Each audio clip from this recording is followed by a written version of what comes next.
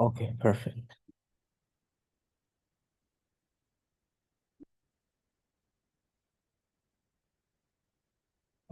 So you're gonna use that for the slides? That's working? Yeah, okay. You want to use? Yeah. Yeah, we'll use this for the camera. Can everyone see the camera? Any issues with that?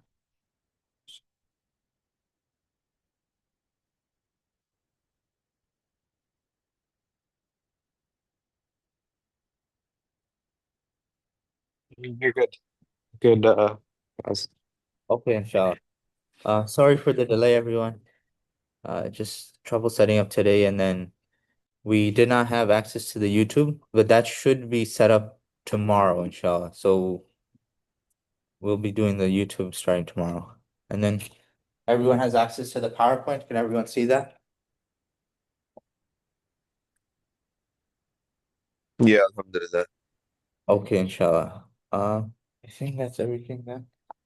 Also, if you haven't registered yet, please register for the class because we will be sending out like a Google Classroom and all the other documentation over email. Um, so just please remember to register if you haven't done so yet. You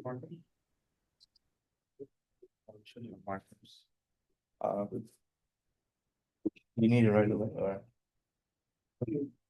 The first part of us is do instruction and I'm finding markers. So the Hadith? Yes. So okay, so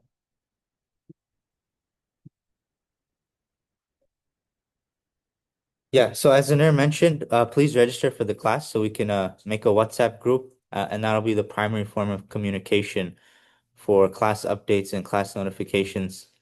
And as you clearly know, we moved the class online. Videos will be recorded and be shared on the YouTube, and it'll be live Saturdays and Sundays for 5 weeks. And you're more than welcome to attend in person as well.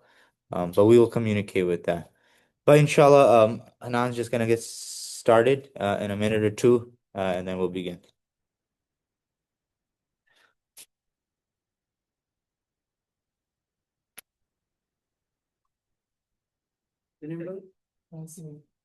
Oh, no, wait a minute. At Jumu'ah, our first week back.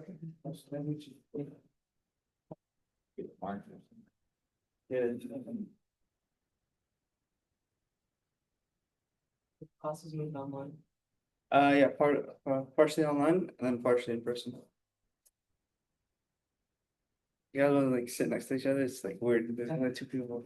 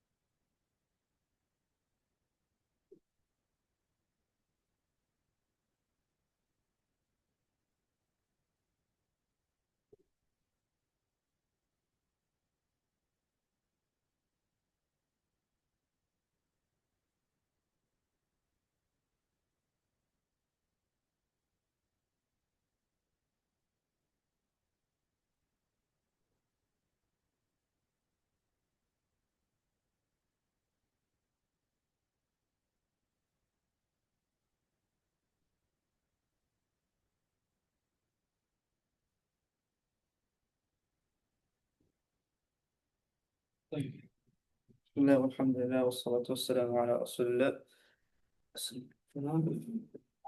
Uh, Before we even start, we're gonna start with a bit of instructions. You guys, if you want, you can follow. Actually, I can put here.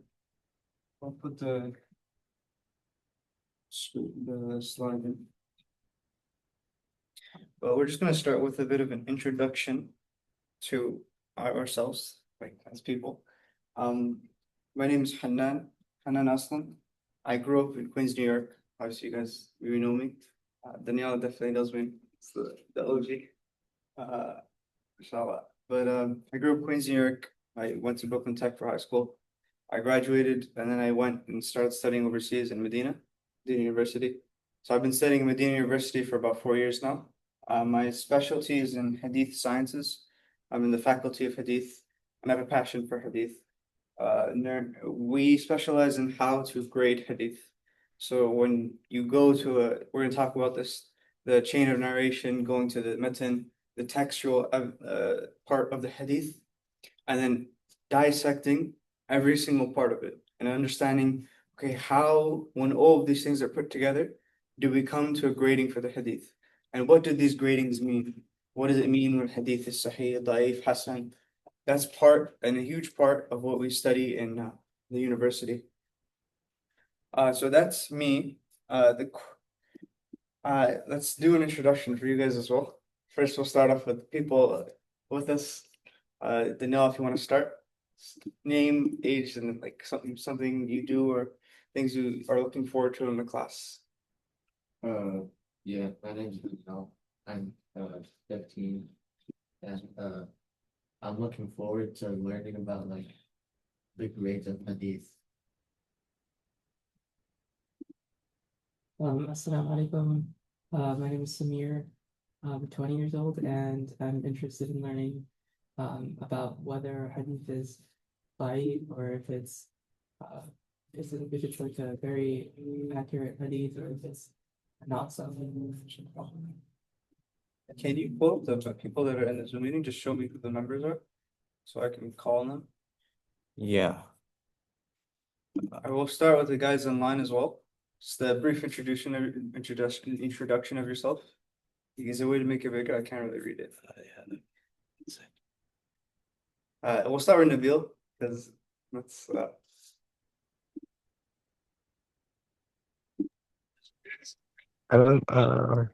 Okay, inshallah. Assalamu alaikum warahmatullahi wabarakatuh. I'm Brother Nabil from the YM Brothers. Inshallah, I'm gonna try and be consistent with the class. One thing I'm looking forward to is studying. I don't know if we're doing the chains of narrations and all that stuff, but what makes a hadith sound and everything. I'm looking to get into the nitty gritty, inshallah. If we're not getting into the nitty gritty with the class, I'm gonna have to take Hanan to the side and we're gonna get into the nitty gritty there, inshallah.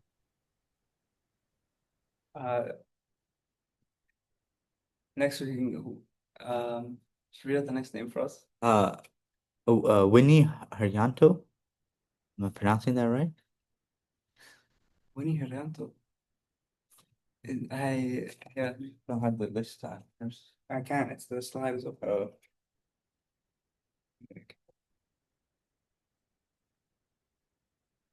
I would say just leave it for now and continue. Okay, inshallah. Fortunately, we'll move on, inshallah. We'll move on to the expectations of the class. So just to preface the rest of the next classes, inshallah, this is going to be a 10-week course.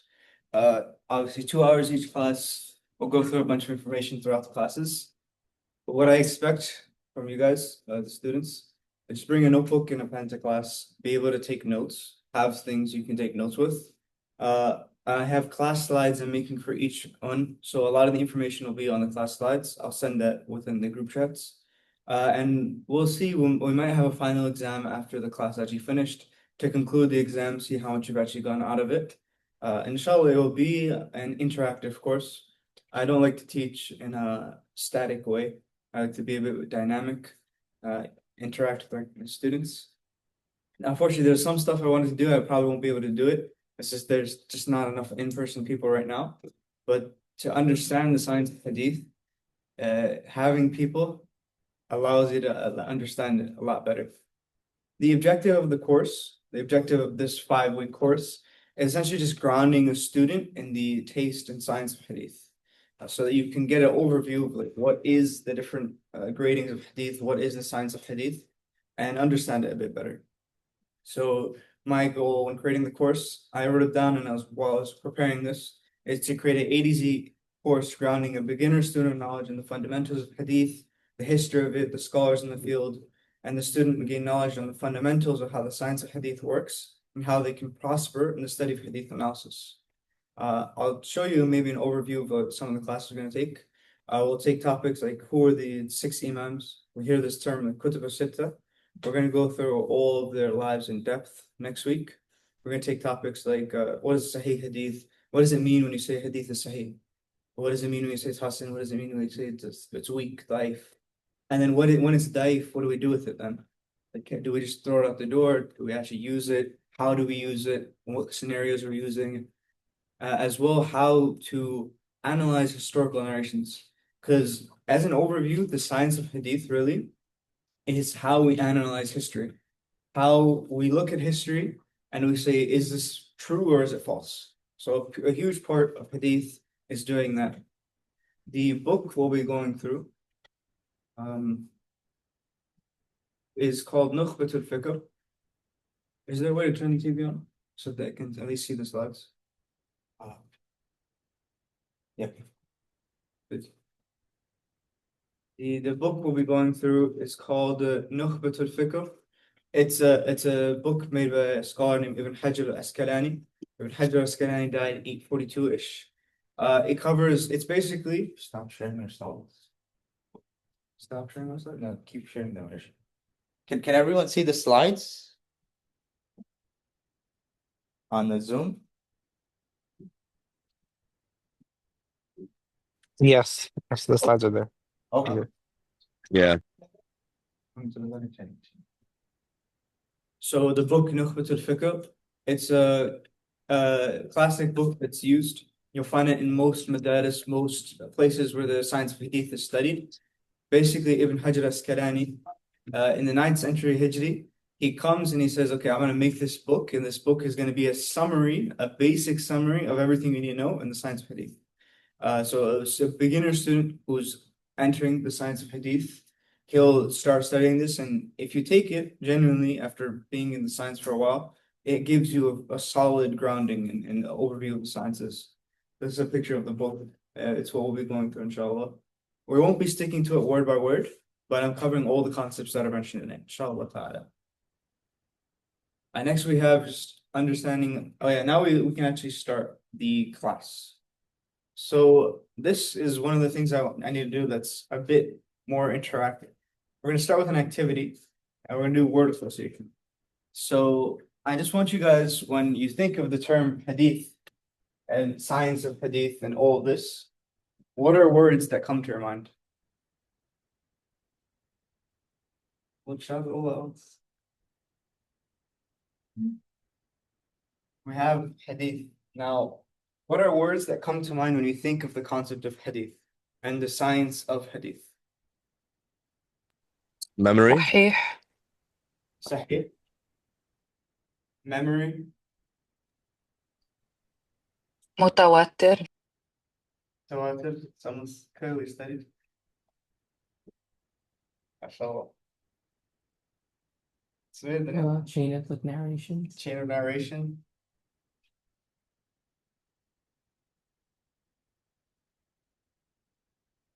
Yeah. Like the books like Sahih Bukhari, so Yeah, the 6th book.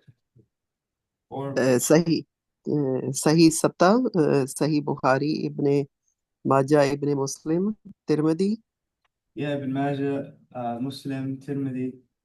Is it Ibn Hibban as well? 6 books, Sahih Sitta. What else comes to mind when you think of hadith? the thing come to my mind is Hadith Qudsi Hadith and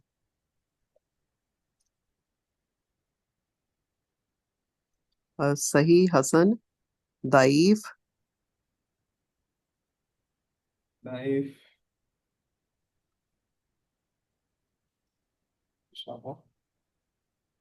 and chain of narrators like they directly Sahaba Rahmatullah they listen directly from the Prophet Sallallahu Alaihi Wasallam and then Tabein, Taba Tabein and Tabai.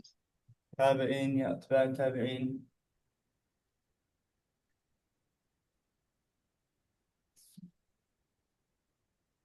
Inshallah.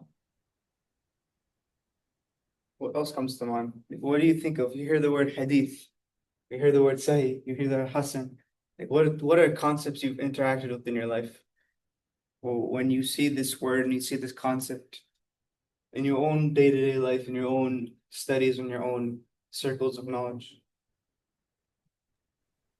I also always think of like just people's character because of that story about the man that was like fooling his donkey with the carrot and how that disqualified him from being somebody that we take information from. Inshallah, yeah. That's actually the story of Bukhari.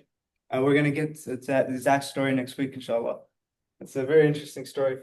And it's very it speaks a lot to the science of hadith. What else is there, guys? Don't worry. Think about Bukhari. When you hear the word, oh, it's in Bukhari and Muslim. What do you think when you hear that? I studied a little bit Bukhari, and I think the most authentic words that is Imam Bukhari quoted in his book, and he saw actually a dream that Prophet Sallallahu Alaihi Wasallam came to his dream, and they are like moving away the flies. So it means that um, um, Imam Bukhari stayed in Medina and he quoted the words which were exactly Prophet Sallallahu Alaihi Wasallam transferred. Allah. What the brother is referring to, he's referring to as a dream that Bukhari, Imam al-Bukhari had when he was intending to write the books, his Sahih Bukhari. Basically, he has a dream, and I have a dream. He has a dream where he sees that he's swatting flies away from the face of the Prophet ﷺ. And when he wakes up, he asks someone, the dream interpreter, about this dream, and he tells him that you're going to be protecting the Sunnah. We're going to protect the Nabi ﷺ. So this is one of the reasons why Bukhari ends up writing his amazing work, which is known as Sahih Bukhari. And he didn't stay only in Medina. He ends up traveling a lot. And we're going to go through that, inshallah. He travels all over the Islamic world at the time. But any other words that come to mind when you guys think of hadith? What would come to my mind? I think if I think of hadith, I'm thinking like analysis. Because there's just a lot of analysis that goes into hadith. I also think history. History is a huge part of hadith. That's fine, inshallah ta'ala. We'll move on to our next activity. So I'm going to put up 10 questions that are like concepts of hadith on the board. And I just want you guys to say if you agree or disagree. So, Bismillah.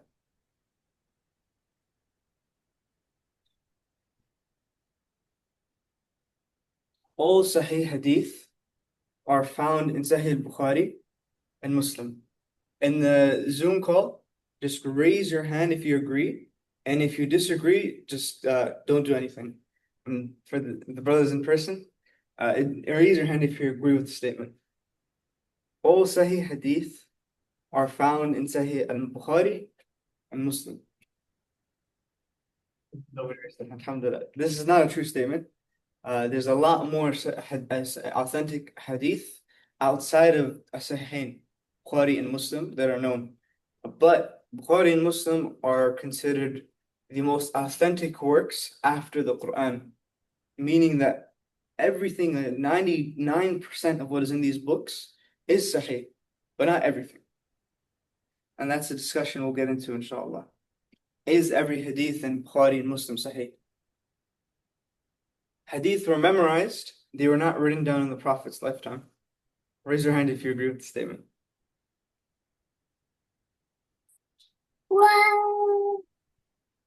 No one agrees. So, what do you think, Smith?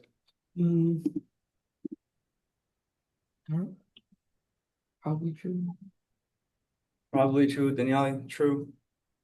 So you don't think that any hadith were written down in the time of the Prophet? Yes, no, maybe so.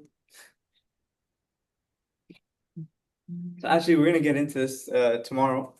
Yeah. I will add that hadiths were memorized in the lifetime of Prophet, but that was written after Prophet sallallahu alaihi wasallam passed away. It was transferred from heart to heart, and then Imam Bukhari wrote it down in words. Jazakallah khairan.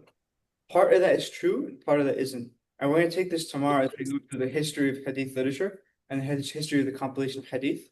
So when we talk about how Hadith was compiled, Hadith was written down in the life of the Prophet ﷺ, but during the end of his life. There's actually a whole discussion that happens during the time of the companions radhiyallahu alayhim, where they argue, like, is it permissible to write down Hadith? And one of the reasons why they even argue this topic is because when the Prophet ﷺ is alive, the Quran is being revealed. So the Quran is being revealed and it's being written. So people are worried, okay, if we write Hadith and we write Quran, it might get mixed up. And they didn't have like compiled works, didn't have this formatting that we have today. It was just writing things down and whatever you could find to write. So in the beginning ages of Islam, in the beginning time of the Prophet ﷺ, they would not write Hadith. And then later on, towards the end of his life, when the Quran is completely compiled and it's finished, then they take a different stance on that. So the Hadith were written during the time of the Prophet ﷺ. We're going to take some scrolls that we still have, or we have mention of to this day. Like one of them is the scroll of Ali radiyallahu anhu. Ali radiyallahu anhu, he had like a bunch of hadith that he got from the Prophet ﷺ, statements of the Prophet ﷺ, which he would keep in the seat of his sword, which is super cool. So next statement. You can't, subhanAllah. You can't question a hadith once it's labeled sahih. Who agrees with this statement? Just raise your hand. This I don't know. initial thought. Yeah.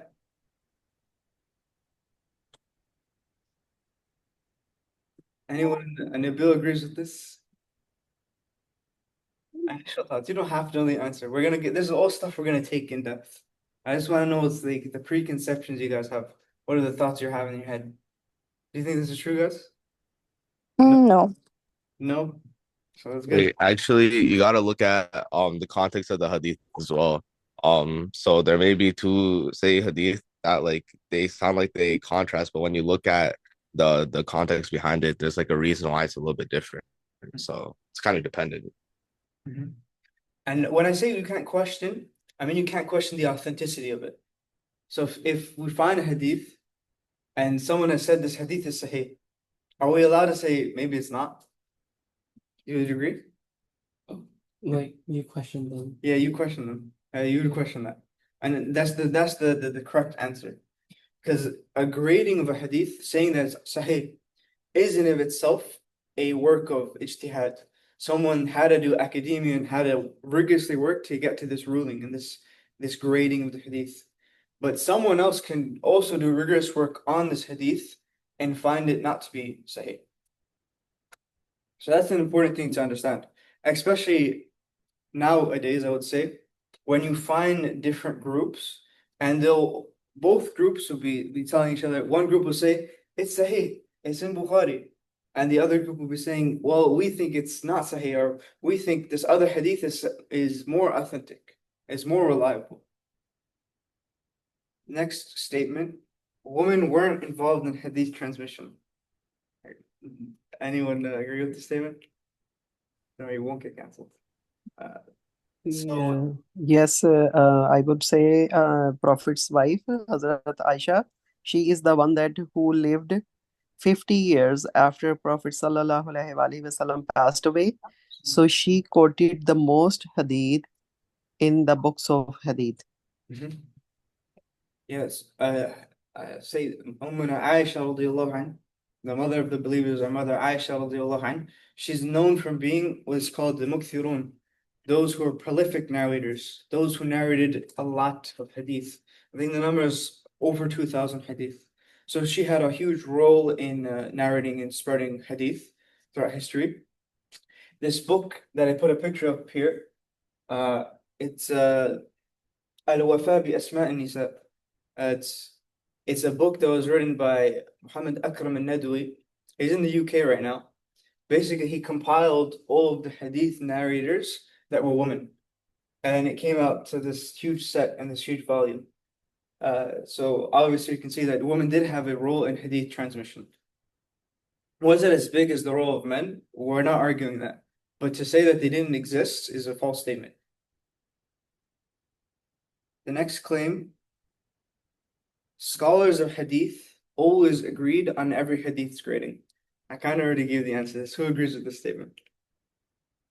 Yeah, I gave the answer to this, but you're right. Scholars of hadith never always agreed. They did not always agree whether or not hadith was authentic or not. So some of them would come to hadith and they wouldn't have all the chains of narration. We're going to talk about what is a chain of narration. So they would, with their limited knowledge, grade a hadith to be weak. And then other scholars later on, or even contemporaries to them, would come to that same hadith and find that, okay, no, there's actually chains that this person did not know about. And through that, they'll say this narration is authentic and it's reliable. And we're gonna get to that as well next class. Okay, this is a famous statement that's said nowadays. We don't need hadith because we have the Quran. Who agrees with this statement, even partially? Partially, I would agree with the statement. That and Umar radiallahu anhu actually held a similar stance in terms of he did not want the people to turn away from the Quran, and so that was one of the reasons why he ends up not writing hadith down. But we still do need hadith because hadith is how we understand the Quran. The narrations of the Prophet is how we understand what the Quran is telling us. Okay, next statement. Any hadith narrated in a weak chain but repeated many times becomes authentic. True or false? Who thinks this is true? It's one weak chain, but there's many of those weak chains, and so it becomes authentic. Recording in progress. Nabil, Samir? Maybe. Okay, it's better than no. Why do you think so, Nabil?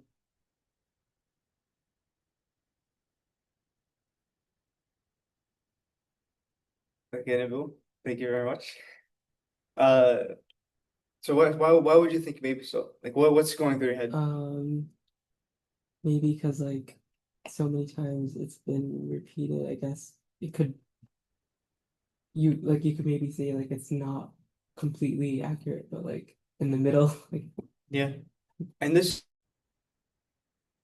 apologies for the cutoff. So this is partly true and partly false. This is a 50-50. Not any hadith narrated in a weak chain becomes authentic if it's repeated. But a certain level of weakness, like we're going to learn that not all weak hadith, da'if hadith are the same. Some of them are less weak than others. So when it's like, okay, it's just, we're saying it's da'if because there's a slight problem with it. And then you have 10 of those. All of them have slight problems with them, but they're not that bad. So we'll take all those and we'll say, okay, this is actually, it's an acceptable hadith in a bigger picture. But some hadith, there's no way you can do that. Like you'll find a liar in the chain of narration, someone who's just kadhab, and you'll see that and be like, hey, that can never raise to any other like rank.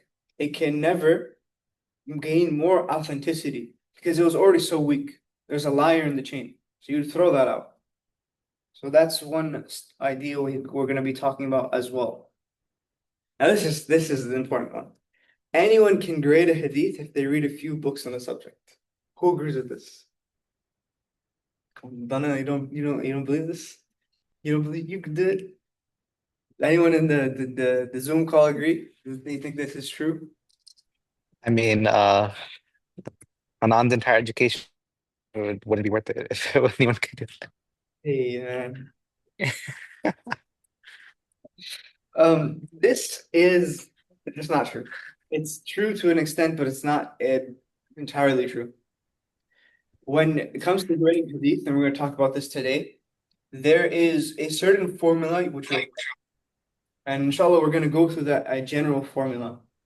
But past that formula, there's something which is known as ilal. Ilal is the idea of hidden deficiencies. And these scholars of the past, they were masters at ilm, hidden deficiencies in the hadith.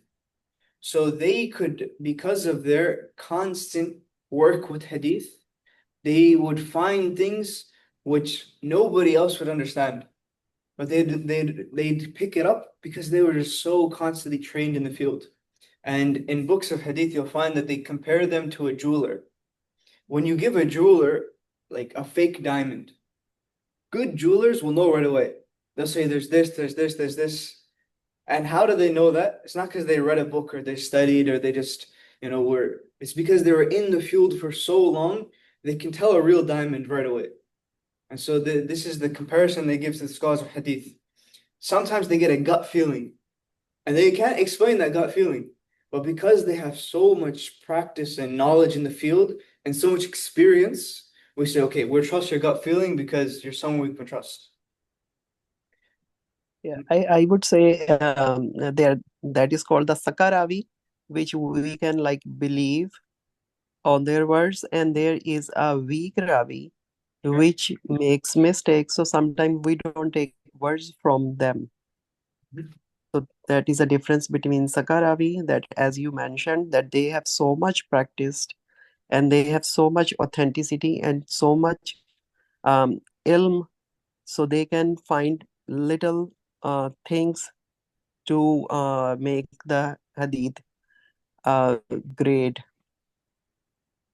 highest grade, like Hassan or Yeah. So yeah, I think you're confusing two concepts. The brother, he mentioned a concept of a thiqa rawi. A rawi is a narrator of hadith. And so when we say someone is thiqa, we're talking about their ability to memorize hadith, transmit it accurately, and their uprightness, their justness. So when we say someone's thiqa, we're saying this is an upright person who has a solid memory and we can trust him. But then when we talk about the scholars of hadith, all of them are thiqat. But then there's levels to this. When someone who's been a doctor for 30 years, it's not someone who just finished their medical course. Someone who has been in the field for 50, 60 years is not the same as someone who's been studying for 4 years. So this is the one we talk about the scholars of hadith, like the book we're going to take. The author of it is Al-Hafidh ibn Hajar. Al-Hafidh ibn Hajar is known, they call him the last of the Huffaz. So this is an important term. In the terminology of hadith, someone who has memorized a plethora of hadith will be known as a hafidh. Today we call anyone who memorized the Quran hafidh. But when it's used in hadith terminology and the science of hadith, when you call someone a hafidh, you're saying this man has memorized so much. Like think about all 6 books of hadith, think about thousands and thousands of chains, think about thousands and thousands of narrators, all of that they have it in their heads. They were living ChatGPTs. So there's a book, inshallah, we'll take it eventually. It's called Tahdhib al-Tahdhib. Tahdhib al-Tahdhib is a compressed work of another book, but basically it's about a 16-volume book with, I think it's all of the narrators from the 6 books of hadith, and then a deep analysis of all the different statements about those narrators. Ibn Hajar, he did this from his memory. Like that is the type of memory these people had. So when we talk about who can grade a hadith and the scholars of the past when they were grading hadith, we're talking about living computers. The next statement we have, most of the hadith sciences are just theoretical. They don't affect daily practice. Who here believes this? I would expect more people to raise their hand. Nobody here believes this. Most of hadith sciences is just theoretical. They don't affect daily practice. Like, it does affect daily practice because those are for daily practices which Prophet Sallallahu Alaihi Wasallam practiced in his life. so hadith is 100% daily practice. But the science of hadith now, being gradings of hadith, does that affect our daily practice?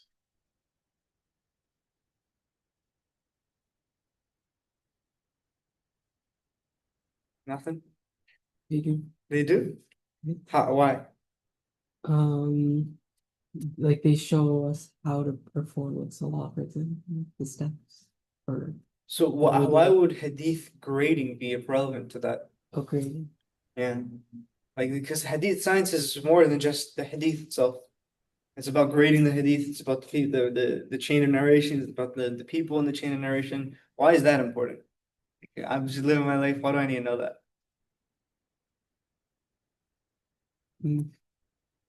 Like a way of life, like to give you rules and guidance. To give you rules and guidance. I can't read the chat. Hello. Do you have it open on your phone? Someone sent a message. Just don't know what it says.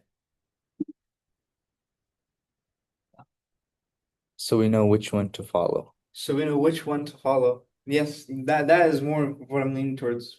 Like the hadith sciences, and we're gonna learn this as we go through the course. One of the daily applicable practices and ways you can use it in your own life. Someone comes to you with some information. How do you know if it's true or not?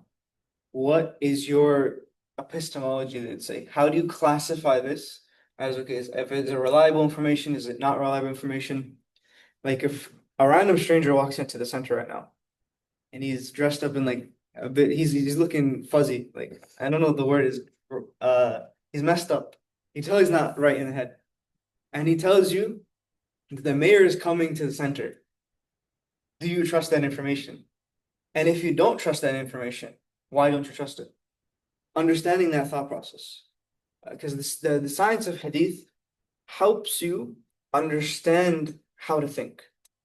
And this is also part of a greater science, which is known as usul al-fiqh. Usul al-fiqh is basically how do we understand information from the Quran and Sunnah and evidences which are given to us. How do we understand that and how do we use it? So this is part of that. This is part of the historical aspect of it. Like for example, yes, brother? So this, for example, this is important. People today will question the existence of Jesus or the existence of Muhammad sallallahu alaihi wasallam. I remember watching a recent YouTube video. There was a person who has like a history channel, and he's talking about, oh, did the Prophet Muhammad sallallahu alaihi wasallam even exist? He's like, we have to look at the historical sources. This, when you study hadith and you understand how we look at narrations, how we look at history, and how we look at things, you understand there's something that's not even questioned. Like the existence of Rome. If someone wants to come tomorrow and say Rome never existed, how do you know that's false? If we had no archaeological evidence, nothing like physical evidence, how would you know that? And we're gonna get into this. This is mass transmission. Everyone knows Rome existed. Throughout history, we knew Rome existed. So this is another statement. Every hadith in the 6 major books, the Kutub al-Sitta, is authentic. So the Kutub al-Sitta is Sahih Bukhari, Sahih Muslim, Jami Tirmidhi, Sunan Abi Dawood, Sunan Majah, and Sunan Nasa'i. These are 6 books of hadith. And we're going to get into it. But is all of the hadith in these books authentic? SubhanAllah. Yes. So we have one person saying yes. We have some people saying no. Simi, what do you think?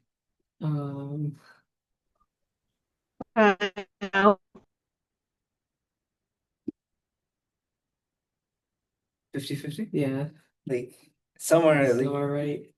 so you More disagree with majority. a majority are authentic? I'd say all of it. Like these are the 6 main hadith book that we're supposed to be able to trust 100%, no? So you believe yes as well? Then no? What do you think?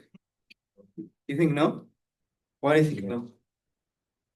Because you said before that 99% of Sahih Bukhari are authentic. There's gotta be 1%. Yeah. This statement is actually it's false. And that gives perspective. It doesn't diminish the books, but it gives us perspective on how we deal with weak hadith. So in Sahih Bukhari and Muslim, 99% of the hadith are authentic. There's maybe you can say like 5 to 10, which there's question in. Not that they're inauthentic, but there's question in. And it was discussed and debated by the scholars of hadith. But as for the rest of the books, Tirmidhi, Ibn Majah, Abu Dawood, and Nasa'i, they actually have more unauthentic hadiths than you'd expect. Abu Dawood, for example, he uses weak hadith as a supporting evidence. So, like, let's say we're coming to a ruling. By the way, Abu Dawood's book, and we're going to get to it, is essentially a fiqh book that was written with hadith. So he's telling you like a fiqh ruling, and he's giving you all the hadith to prove that point. Tirmidhi does the same thing. So he will use weak hadith as a supporting evidence. So he'll have a strong narration, authentic narration, and he'll also mention a weak narration. This is important because now when someone just says, oh, it's in Abu Dawood, it has to be authentic. It's not true. And you have to look at this academically. What was the purpose of Abu Dawood putting it in the book? You know, this is an academic way to think. Ibn Majah is actually known for how many weak hadith it has. It's known for having the most weak hadith out of the 6 books. And that doesn't diminish from its rank and its status, but it's just a point that needs to be understood. That just because it's in one of the 6 books does not mean it's authentic. If it's in Bukhari and Muslim, you can genuinely trust it's authentic. Because there's only a handful of hadith which have question in it. But when it's in the other 4 books, we look into it.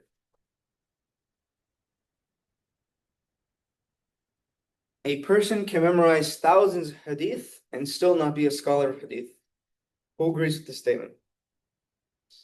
Samir? Anybody else? But probably agree. Probably agree. Agree in the group chat. Inshallah. So agree. This is true. That just because you have a strong memory and are able to memorize hadith does not mean you're a scholar of hadith. There's something called diraya and something called riwaya. Riwaya is the concept of I just memorized hadith. Diraya is the concept of I memorized it and now I understand it. Scholars of hadith were people who understood hadith and had it memorized. It's not just memorization. You'll find in Bukhari's work, his Sahih Bukhari that we know about, the fiqh and his analysis of rulings from the hadith was very sophisticated. And you find it in his chapter headings. So he'll say a chapter heading like the ruling on wearing a turban. And then he'll mention a hadith which is like 2 pages long. And the point he was trying to make was in 1 line of the hadith. I've actually seen this many times in the book. It's crazy how Bukhari does it. It's like a long hadith. And the fiqh ruling, the point he's trying to make is in 2 lines. And he does that because he's narrating the hadith, but he's deriving rulings from the hadith and deriving fiqh from the hadith. Next claim, all fabricated hadith were made with evil intent. Who agrees with this statement? Do you think fabricated hadith can be made without even with good intentions? So then you would agree with the statement? Yeah. So you agree? Danielle, do you agree? What do you think? I would disagree Well, what do you think you probably disagree? because there's gotta be like some incidents like somebody like narrates something to somebody and they like forget or something.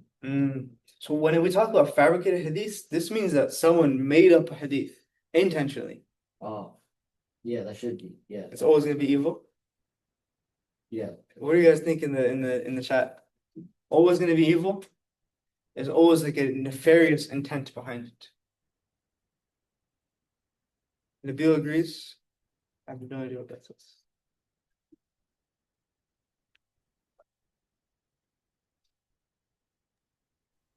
Disagree by Winnie. Mhm. I know it could be for political gain, my sister Farha. Could be for political gain, good. But even that, you can argue is evil. Copy in the face. So this statement is actually false. There were hadith in history which people made up. Like I'm saying that they totally made out of thin air. But they did it with the purpose of, oh, I want people to read this surah of the Quran. I want people to do this ibadah more. Like many hadith you'll find about Surah Yasin, for example. Surah Yasin is one of the most famous examples, are totally made up.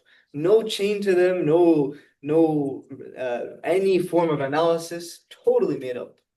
But they did it with good intent. But it's still haram what they did.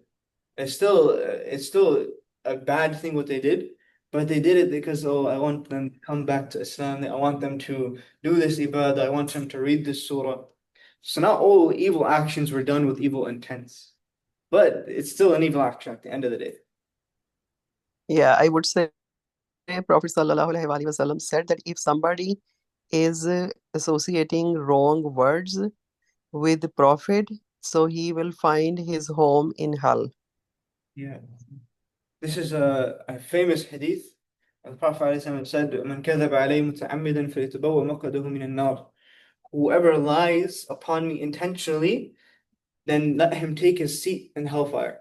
And this word كذب is used in the old Arab times, in the time of the Prophet ﷺ. It could also mean like he made a mistake. And so you'll find in the history of hadith transmission, this is why a lot of the companions they refrain from narrating hadith exactly because of this word, this hadith, because they're worried, that's a huge punishment, that's a huge warning. They don't want to fall into a mistake.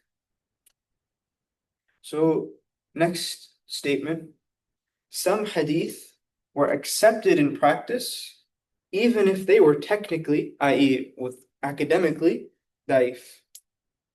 True or false? Who agrees, disagrees?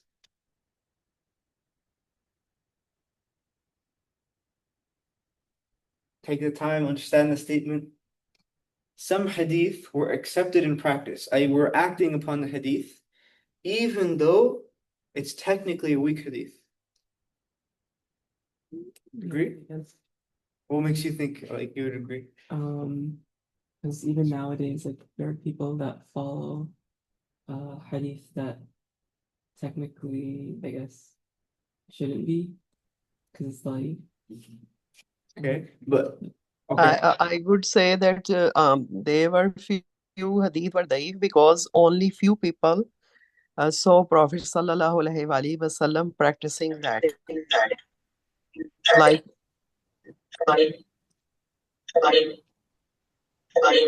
What's going on? Not sure. Also, one of the sisters asked, okay, Fraz already answered. I wanted to mention that is there any harm in practicing a daif hadith? Like, sure it's not sahih, but like, is there still like khair? Is there still goodness in it, or is it best to avoid altogether? So this is a great question, and this is actually one of the concepts we're going to be talking about throughout the course. Some hadith, even though they're weak, we can still use them in what's called fadal a'mal.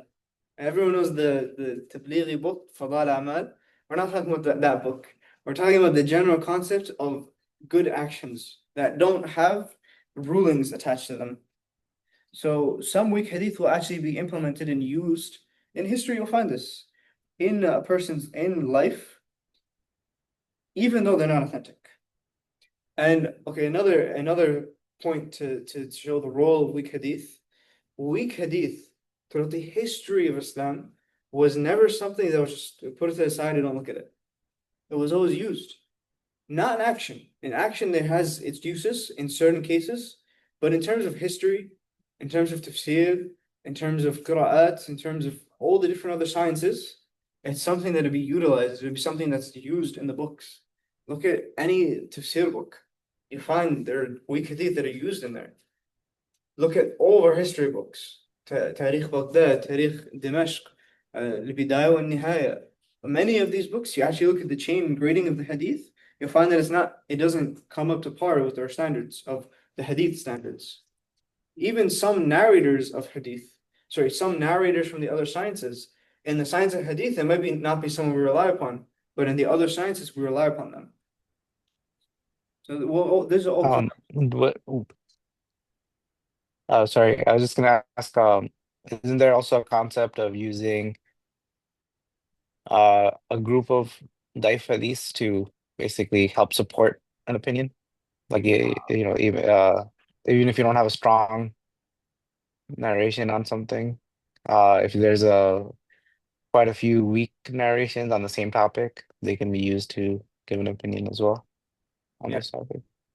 This is I'm not sure if I'm correct. This You're correct. This is a concept that's known as Hasan li ghayrihi.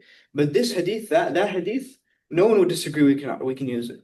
That concept is what's known as Hasan li ghayrihi, and we're going to talk about it. It's basically hadith is acceptable through supporting evidence, through a multitude of evidence. And so that wouldn't even classify as a weak hadith. That is something that initially it was, but it became acceptable. Okay.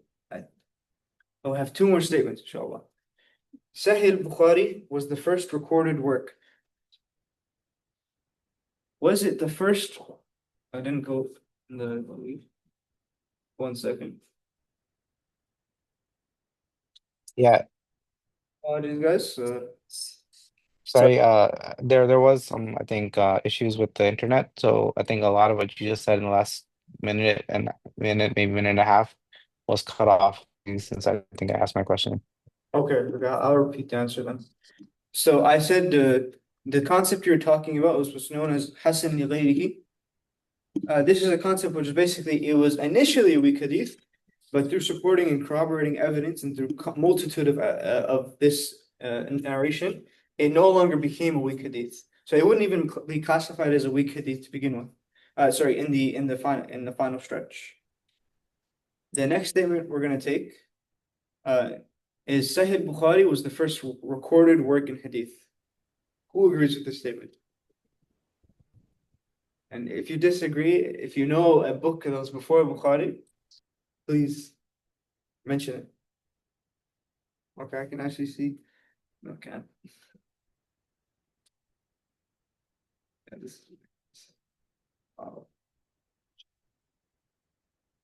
I'm trying to pull it with my phone, but the Wi-Fi is so bad that it's just cutting out.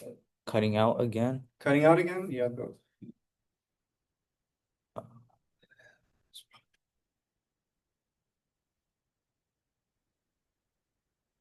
Are you guys able to hear and see still or no?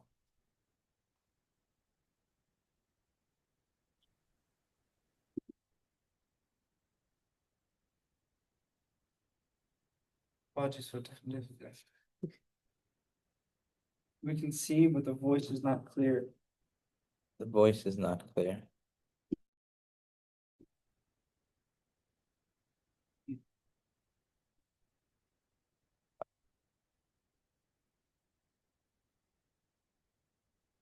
Is the voice clear now, or is it still unclear? He's frozen. It's frozen. SubhanAllah. So what? It's When Zaner said the wife was bad, I don't see what he's saying. saying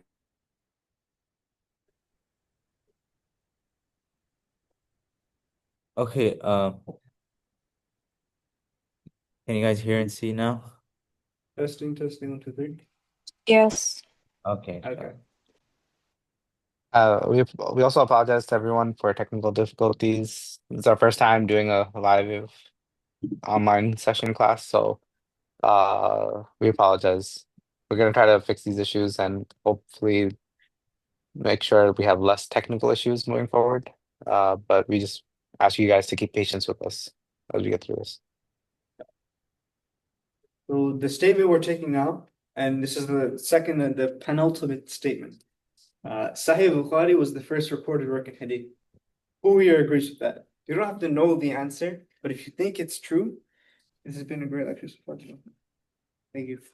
If you think you know the answer, just raise your hand. If you agree with it or disagree, if you agree, raise your hand. Sahih Bukhari was the first recorded work in Hadith.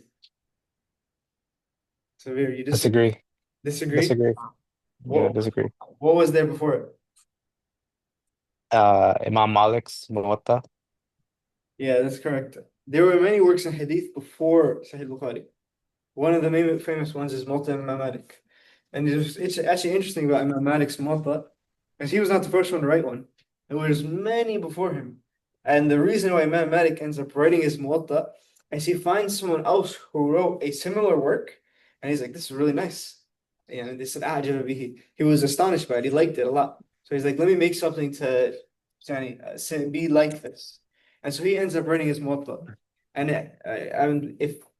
another thing, when he was writing his Muwatta, he was actually challenged. He was like, why are you writing this?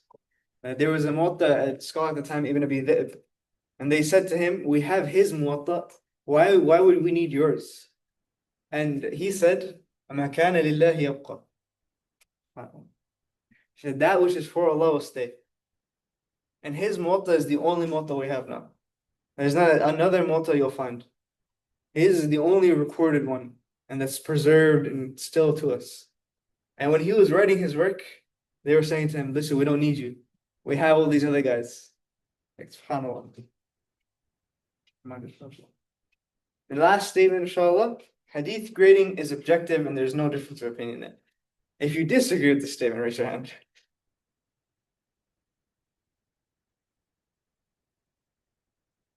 What? Objective meaning like Objective meaning it's minute. There's no difference of opinion. This is qat'i. Something you have to accept. oh, Yeah, you disagree? Or you you agree? disagree. Disagree? Disagree, Daniel?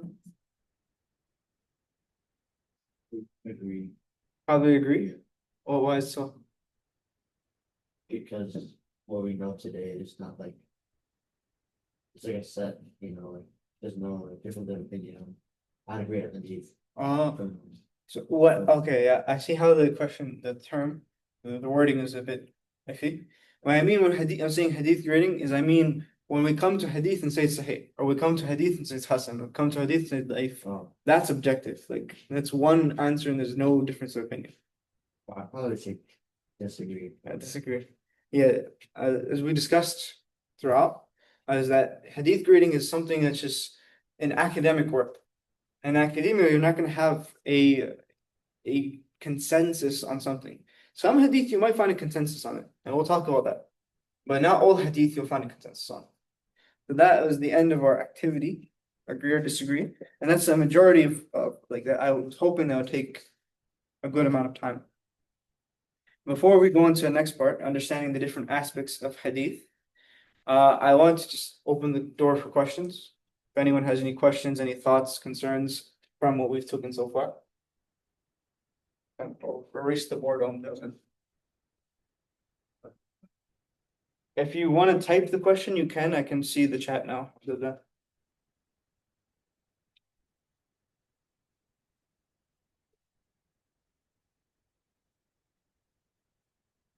Everyone is also encouraged to use the microphone. You can unmute yourself at any time.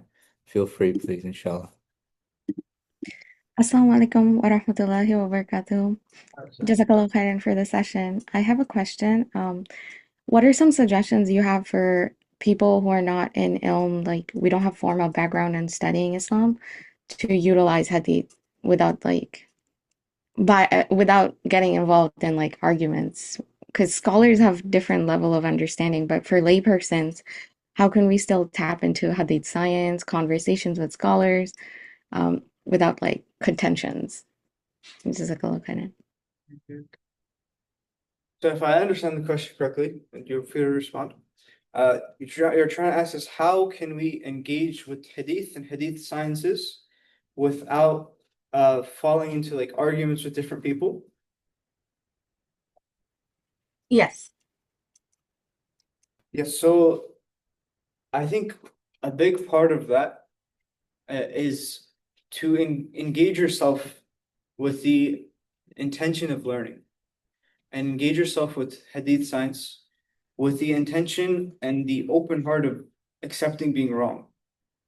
I think a lot of times when we have like disagreements with the lay Muslims, it's because they heard one thing and they refuse to accept that there's any other thing and there's any other opinion on something.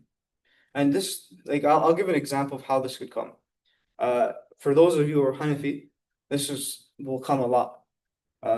There will be a stance the Hanafis take in their fiqh and their madhab. And then there will be people who say, well, you guys are not acting upon this hadith. You're not acting upon this hadith. And the best thing for you to do, first of all, is educate yourselves. Meaning, why do we even take this stance? And this is one trope I have against people that teach the Hanafi madhab, is that they don't explain to you why you take this stance. Oftentimes, you'll find that, okay, there's an authentic hadith, and then there's a statement in the Hanafi madhab, which is contradictory to that authentic hadith, but there's a reason for it. Some of the reasons being is that, okay, what did the Sahaba act upon? There was more depth, there's more to the story. It's not just that hadith. I'll give you a good example. There is a hadith about washing a bowl which a dog has licked from. Have you guys heard this hadith before? So basically, it's the hadith goes that if a dog has licked from your vessel, then you should clean it 7 times. Six of those times with water and 1 time with dirt. إذا ولغ الكلب في إناء أحدكم, then wash it 7 times. So this is the hadith, right? When it comes to the Hanafi madhab, they say you should wash it 4 times. You don't have to wash it 7 times. Is this not directly contradictory to the hadith? And so now, if you get to like, I'll answer this question with this example. Let's say you come to this issue, you find this stance, and you find the hadith. Now, how do you deal with that? You come in a conversation with someone, and they're trying to bash you. They're saying, listen, you guys are not acting upon the hadith. You have to follow Quran and Sunnah. What are you guys doing? You have to take a deep breath and accept, first of all, that you might not know all the answers. And it's okay to not know all the answers. But it is good to look into it. And you can educate yourselves.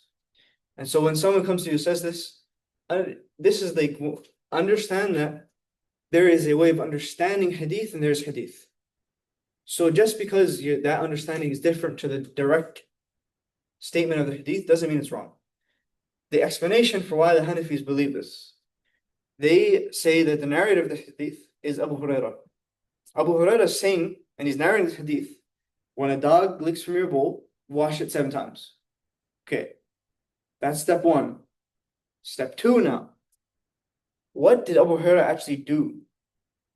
We'll find in the actions of Abu Hurairah, he would only wash the bowl 4 times if a dog licked from it. And this is what he gave fatwa with. So now we look, oh, wait a second. He narrated the hadith. He's the most knowledgeable about the hadith. If he's narrating the hadith, why would he do opposite of it? The Sahaba, if they heard a hadith of the Prophet, they would follow it. And they would not do contrary to it. So now there's a bit more depth and understanding. And the thing is, now that comes to, not all the scholars agreed with this. There's a difference of expression. One expression is, al-ibratu bima rawa la bima ra'a. That what we look at is what the narrator narrated, not what he did. And there's another opinion, al-ibratu bima ra'a la bima rawa. We look at what he did, not what he narrated. So now we have 2 different opinions. Both of them extracted from the Quran and from the Sunnah, but there is a discourse to be had here. So going back to the question, when you come into hadith literature, come with an open mind and don't let anyone put you down and just try to push you and shove you. Just be respectful. Jazakallah khair, and I appreciate it, but you don't have to give in to that. Hopefully that was a sufficient answer. Anyone else have any other questions before we move on? Yes. Yeah, there isn't consensus on hadith grading is new. This is something you learn when you actually go into the science, that the hadith grading is a science of itself. Just like we have difference of opinion in fiqh, we have difference of opinion in hadith grading. Anyone have any idea? So, when the Hanafis, they follow the part where you follow the action, do you always have to follow the action, or do they always follow the action, or do they also follow sometimes what they wrote, like the narration? So you have to look. They would look at who is narrating and whose action. So let's say it's a different Sahaba who narrated and a different Sahaba who acted. That would be different. So like if Abu Hurairah narrates a hadith and Umar doesn't act upon that hadith, we don't say, okay, now that we don't take the hadith because Umar. But if he's the same person narrating the hadith and the same person acting different to the hadith, we would generally speaking, they would say, okay, no, we look at the action, not the narration. طيب. There's no other questions, inshallah. And if the audio ever cuts out, just say something in the chat. We'll keep up. Understanding different aspects of hadith. So I would like to play a game of telephone, but there's just not enough people to play the game. I'll illustrate it with diagrams instead. So now we're gonna get into hadith science. Like now we're gonna start studying, inshallah ta'ala. You good? So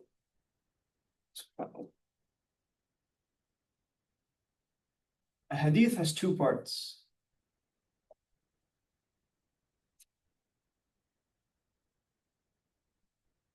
A matn and a chain.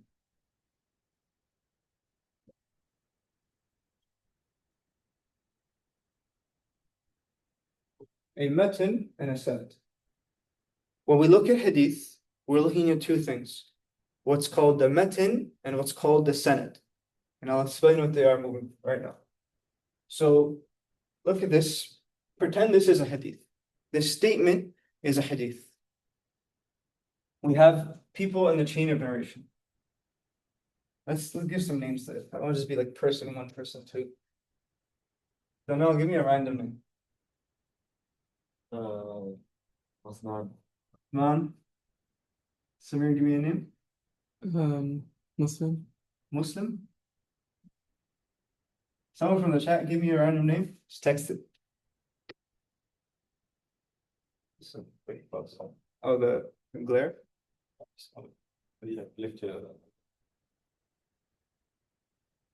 Can everyone hear me in the Zoom call? Yeah, we can hear you. All right, Nabil, give me a random name. A random name? Okay, Muhammad. Okay. Wow, very creative. Allah barak. I tried my best. I have a question. Is it possible to write some of the more like official terms in Arabic also? Because sometimes transliteration like loses the actual correct pronunciation. So like metin, like can you just write that in Arabic as well? Thank you. No problem.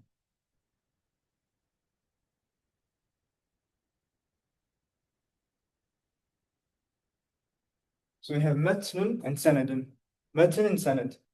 So we have people, we have Uthman, Muslim, Muhammad, and Musa. So I'm gonna write down their lives. Uthman, he lived from 20 Hijri to 70 Hijri. Muslim, he lived from 50 Hijri to 120 Hijri. Muhammad, he lives from 100 Hijri to 160 Hijri. And Musa lives from 140 Hijri to 200 Hijri. Why is this relevant? We'll see in a minute. So now we have a matn. Matn is the text of the narration. So we said, like when we say, oh, the Prophet ﷺ said, إِنَّمَا الْأَعْمَالُ بِالنِّيَّاتِ. This is the matn, the text of the narration. So here, in this example, what is the matn, Samir? A hadith has two parts. Yes. Here the matn is a hadith has two parts, a matn and a sanad. A sanad is what we call a chain of narration. So what is the sanad here, Danielle? Osman to Muslim to Musa. Exactly. So there is an initial person. We can say, I'll say I said this. Who says a statement. A person, Uthman, heard the statement from me. And then he kept that, memorized it, kept it in his pocket, wrote it down, and then he told it to Muslim. Muslim heard it, memorized it, wrote it down, and then he told it to Muhammad. Muhammad memorized it, wrote it down, kept it in his pocket, and he told it to Musa. And this was known as a chain of narration. This is the sanad. This is the matn. That's one, start off there. Now, when we're doing hadith analysis, we look, and our first step to analyzing the hadith is going to be looking at the sanad, the chain of narration, not the matn. Because the default is a matn, as long as it's a statement of the Prophet alayhi salatu wassalam, we're going to accept it and we're going to find a way to understand it. What we look first at is the chain of narration. Everyone does this, including the Hanafis. So they will say, okay, Uthman, Muslim, Muhammad, Musa. We're trying to find out this hadith is accurate. What do you think is something we'll look for? The people had like overlapping time spans. That's good. That they were all alive in same time periods. They could have met. So Uthman dies 70 Hijri. Muslim is born 50 Hijri. So realistically, Muslim is meeting Uthman when he's like 16, 17. And back in the day, 16, 17, you're a full-grown adult. So you're like a 30-year-old. So okay, he's met him. There's possibility he's met him. What else were we looking for?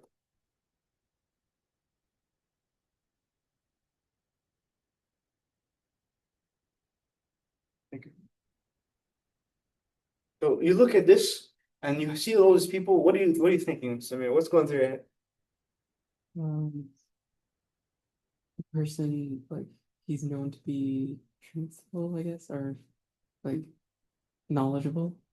Yes. One thing you're also looking at is, okay, who are these people? Who is Uthman? Who's Muslim? Who's Muhammad? Who's Musa? What is their character like? Was Uthman, oh sorry, I want to say that. Is Muhammad is Muslim like a liar, or is he someone who's truthful? Is he what is his character? That's another thing you're gonna look at. So these are things you're gonna look at when you are looking at a chain of narration. The reliability of the narrators, and this is a science which is called al-Jarh Ta'dil, Sadia, their character. The science of analyzing the character is what's known as Jarh Ta'dil. And the science of understanding the matan is what's known as the science of ilal, hidden deficiencies. So I'm gonna give you we're gonna play like we're gonna do games. We'll do 4 examples, inshallah. So let's say Uthman hears this, all these people are what we call thiqa. What does it mean when we say someone is thiqa? It means 2 things. Connection's still good for us, right? Yeah, it's fine. So thiqa means they are reliable. What does it mean when we say they're reliable? We're going to go into this in depth when we start studying it. A general overview. When we say someone is thiqa, someone is reliable, it means 2 things mainly about their character. One is that they had outstanding character, meaning they were a reliable person, a truthful person. They didn't commit major sins in public. They were not committing many minor sins. They were not consistent upon minor sins. So that's one thing. And the second thing is that they were strong in the memory. They would memorize a hadith and they'd be able to retain that to the point when they narrate the hadith. These are 2 things we're looking at when we say someone is reliable. We're looking at their character. I don't know if you guys can see that. It's a bit small. I'll write bigger. Their character. And we're looking at their memory. Why are we looking at these 2 things? Try to get into the thought process. What do you guys think? For memory, it's important because they need to remember exact word for word what the previous person. Exactly. Memory is important because you have to know, is he actually going to narrate it the same way he heard it, or is he going to make mistakes? Like, I'm sure you guys have played telephone before, the game where you say something in the other person's ear and it goes down the line. If someone has a bad memory and just doesn't remember what the other person said, they're going to mess it up. Is the word saqar? No, this word right here is thiqa. Tha, qaf, ta, marbuta. You write it bigger. Apologies, guys. We'll resend the Arabic text in a PDF for the chat, inshallah, just for clarity. Thiqa, that's huge. And is it like properly seen? Yeah, I think you guys can see it now. Thaqaf, ta marbuta. So you're looking at two things when you look at each narrator. Are they reliable in their character and in their memory? So now we understand a general picture. We have a matan, the text of narration. We have a sanad, the chain of narration. And now when we're looking at the sanad, we look at the character of the people. And we also will look at, did they meet each other? So let's play the first game. Everyone here is thiqa. And we're going to do a very dumbed down version of hadith grading. So we have the chain of the text, and everyone in the chain is thiqa, reliable. What grading are we giving this hadith? I think we'll get into that, but what grading do you think the hadith is? And I'll give you terminologies so you know if someone hasn't heard these things before. We have Sahih hadith, we have Hasan hadith, and we have Da'if hadith.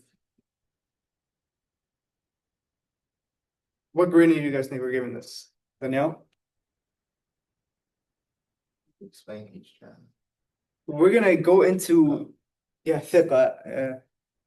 We're gonna go into each term in like very depth, but in general, if you've heard these terms before, I want you to think about like you've heard it's a Sahih hadith. What do you think is coming here? What do you think this hadith would get? All of the narrators are reliable, and we have the chain and we have the text of the hadith. Sahih. Sahih. We don't know until we go into the matan. That's true. Just because the chain and it's a true point. Just because the chain of narrators are all reliable, it doesn't mean we stop there. We have a whole different world now to go into. We go into the text of the hadith, the matan, and then we say, okay, this text of the hadith, is it contradictory to things we have in the Quran? Okay, if it is, now okay, then we have to look deeper. Maybe there's something missing. Maybe there's a part of the formula missing. I'll give you a nice example. And this is for the Hanafis. This will help you understand your madhab. One reason why there's a hadith that says, "Man massa dhakarahu falyatawadda." Whoever has touched their private part for the man, then let him do wudu. The chain is authentic. But the Hanafis will say, no, whoever touches their private part does not need to do wudu. Does not break your wudu. Now think of the falsafa, the science behind this. They went to the first part and said, okay, the sanad and the chain is all authentic and reliable. Okay, now let's go to the second part, the matan. Okay, the matan is weird because it contradicts a concept in the Quran. The Quran tells us, Wallahu yuhibbul mutahhirin. Allah loves those who purify themselves. And when you're doing ghusl, like all these things, you're going to have to, like if you're doing ghusl and you're cleaning yourself, how are you getting wudu and losing wudu at the same time? It's a bit confusing. They say, okay, let's look at the bigger picture. They will say then, hey, we're looking at the bigger picture. Who's the narrator of this hadith? Fatima. Fatima bint subhanallah. Qahsha or Habsh. Fatima bint Qais. First of all, the narrator of the hadith is a woman. This concept, if you touch your private part and you have to wudu, is something that every single man has to know. So why do we only find a woman narrating this hadith and no man has narrated this narration? Okay, that brings a question now. Question mark. Okay, we have another hadith. And that hadith says, إِنَّمَا هِيَ بِضْعَةٌ مِنْكَ. When someone was asked about whether they should do wudu if they touch their private part, the Prophet said, it's only a piece of your body. It's only a part of your body. So now we have these supporting evidence piling up. So we'll say, okay, there must be a deficiency in that hadith. But was it from the chain of narration or was it from the matan? It's from the matan. But they say, okay, there's a deficiency in the matan, so we're not going to use this, we're going to use the other hadith. That was one way of looking at it. The other way of looking at it was no, the chain of narration is authentic, so the matan, the text also has to be reliable. We're not going to look further into it. So that's how you would get a difference of opinion now from this.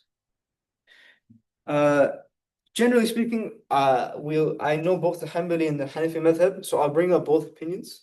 And I like to talk about how the Hanafi madhab is viewed in terms of hadith because of the controversies that exist. The people will criticize the madhab for. The word is Thiqrawi. Yeah, Thiqrawi, whose memory and words are reliable. But generally speaking, going back to the original point, went off on a tangent.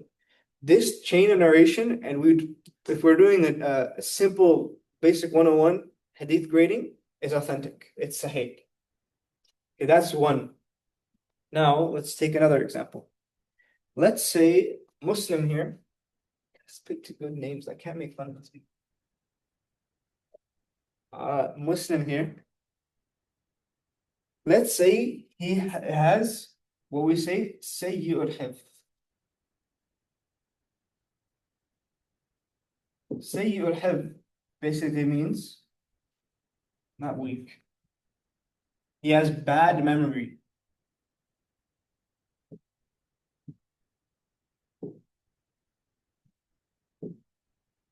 Okay, Muslim has bad memory now. Now we're looking at the chain. I would say, wait a second. Something's not right. Muslim has bad memory. He's known for making mistakes when he's memorizing things. Now, what out of these three, what grading do you think it's going to get? 1, 2, or 3? And in the Zoom call, if you just want to type a number, feel free. Without looking at the text, the matan, just in general, what grade do you think it's going to get? Danielle? I feel like Hassan. Hassan, okay. 2. Samir? If I'm just Muslim, just the whole narration. So just Muslim has bad memory. I said everyone else in the chain is reliable, but only Muslim has bad memory. Hassan as well. I think Hassan as well. Sister Farha thinks 3, Daif. Any other opinions out there? So we have 2 Hassans and 1 Daif. I think Daif as well. So I think Daif as well. Inshallah. This hadith, you would actually look at it, and the scholars of hadith, you have to understand they're very strict. This is the statement of the Prophet ﷺ. We live our deen by this. We live our lives through this. Whether or not we're alive or not is a big deal. One second, guys.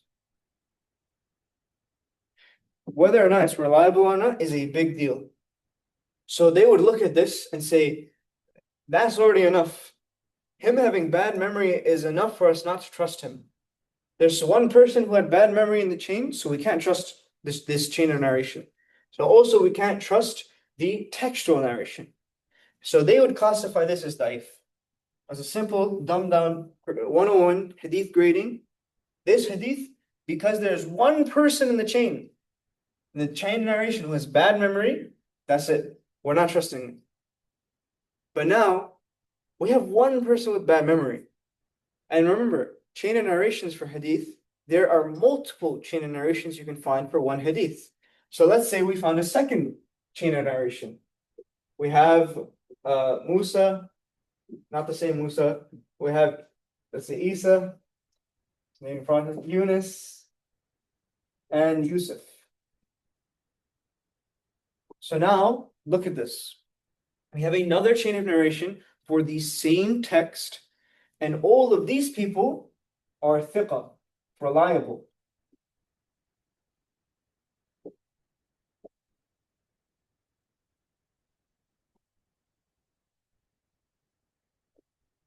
So in a case like this now, what do you think? What do you think is going on in a hadith scholar's mind? What do you guys think is going on when you're looking at this now?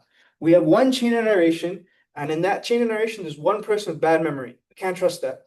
But we found a same text, different chain of narration now, which has all reliable people.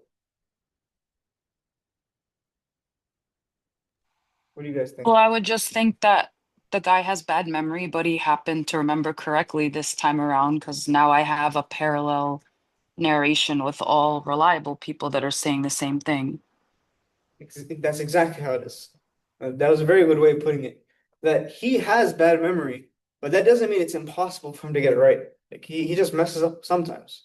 So if we only had that, we'd say, okay, now we can't trust that. But now we have another reliable chain. So we actually don't even need to look at this chain because we have a different chain which makes it reliable. So we would trust it and we'd say, okay, now the hadith now is sahih.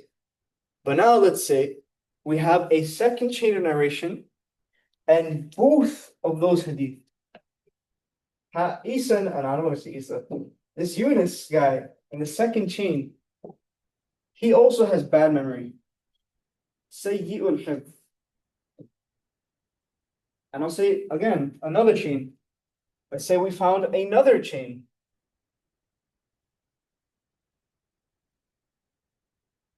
I'm using you guys as the names. It's going to be easier for me. Now we have a third chain with Daniel, with Samir. This is with the ear, I. Two E's. Two E's. We have Nabil. There's Zunair. And now, okay, who's going to be the guy with bad memory? Nabil. We have Thiqa. Daniel is reliable. Samir is not reliable. Nabil has bad memory. This is historically accurate. And Zunair also is Thiqa. So now we have three different chains. This one, Nabil has bad memory. This one, Muslim has bad memory. This one, Yunus has bad memory. But they all said the same thing. How do you think we're looking at this now? And this was the thing I think I mentioned or asked about earlier, early on, like having a few weak hadiths that all mention the same thing, so therefore they corroborate each other and strengthen each other up. Yes, exactly. So because they only have bad memory. So if they have bad memory, it's possible they're right, and it's possible they're wrong. And this is what we say is a qarina, it's a supporting evidence. So if we're only to look at one chain, it's a weak hadith.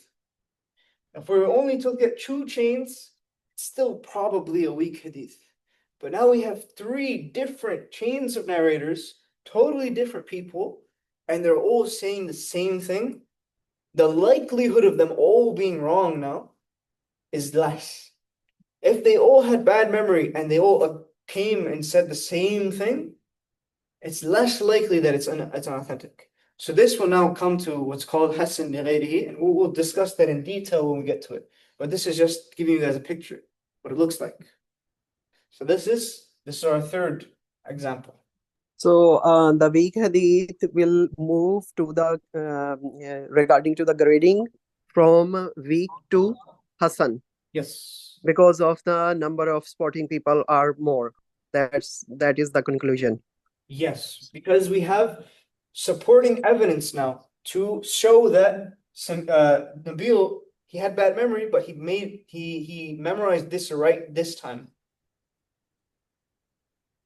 Is that clear? Is it when we're doing the sciences, is it defined as an exact number of people or a percentage of people that fall into say al-hifz that then make it weaker? You know what I mean? Like what, like the minimums, like right now you said if there's three with one person, but what if like the chain was like 8 people and two of them? So is it like does it become a percentage of the people in the chain are bad? And if there's X amount, then it falls into this category? Like, does it get that nitty gritty? I So yeah.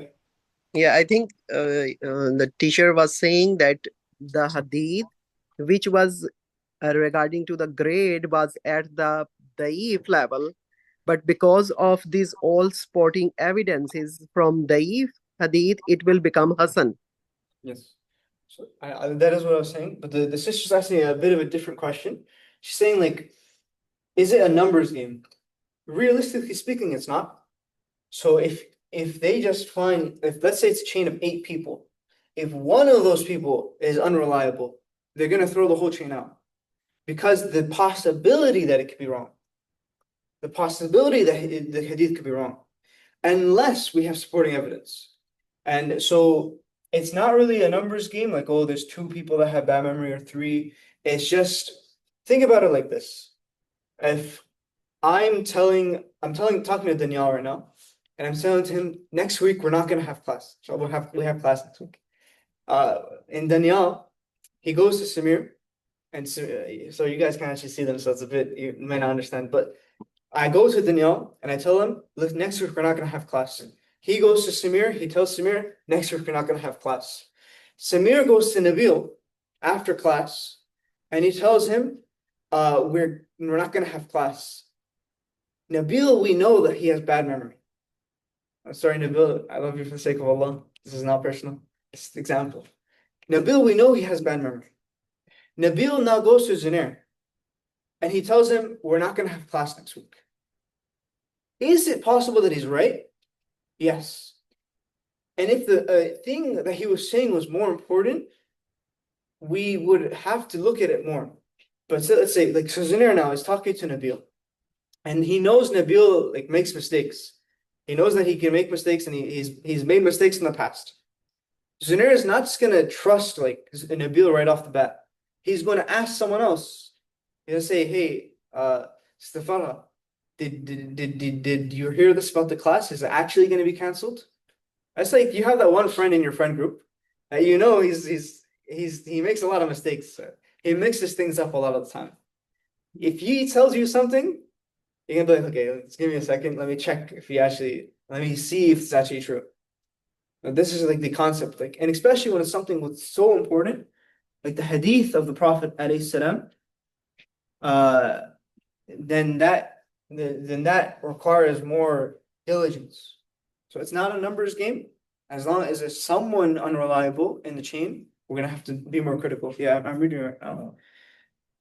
Sister Saleh said, التشييد or متثابت الشواهد, supporting evidence. If a weak hadith is only weak because one narrator has poor memory but is not a liar or fabricator, scholars do not always discard it. Instead, if another similar hadith exists and that hadith has a different chain and narrates an old and matches the meaning, this is exactly the process that we're talking about.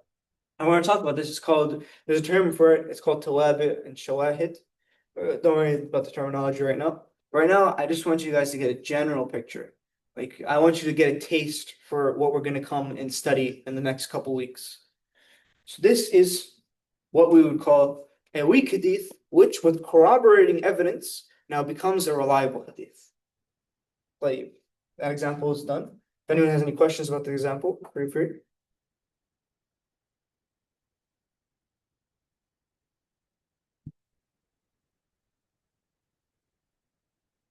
I feel that violating Muslim like that. I have no questions. Now let's take another example. Yeah, this is a good one.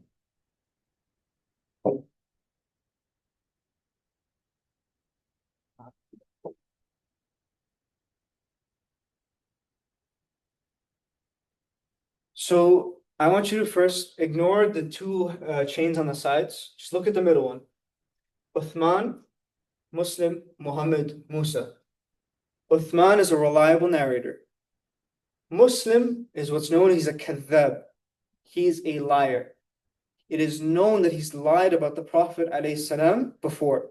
We have experience with that. The people around him say this about him. He lies about the Prophet. He says stuff that the Prophet didn't say. Muhammad, let's say he travels into the city, he doesn't know that about Muslim. Muhammad's a reliable narrator, but he just didn't know that Muslim was a liar. So Muhammad narrates hadith, he narrates this hadith from him, and then he tells it to Musa. And Musa hears it, and he continues to tell to other people. When we look at this chain of narration, only this chain of narration, what do you think we're going to say about the hadith? So we have Musa's reliable, Muhammad's reliable, Muslim's a liar, Uthman is reliable, and the hadith is there. So we have a liar now in the chain of narration. What do you guys think? How are we going to deal with that?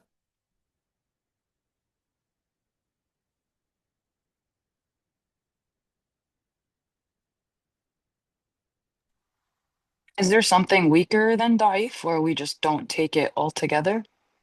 Yeah, exactly. There is something weaker than daif, and you've all heard about it. We actually brought it up in the questions.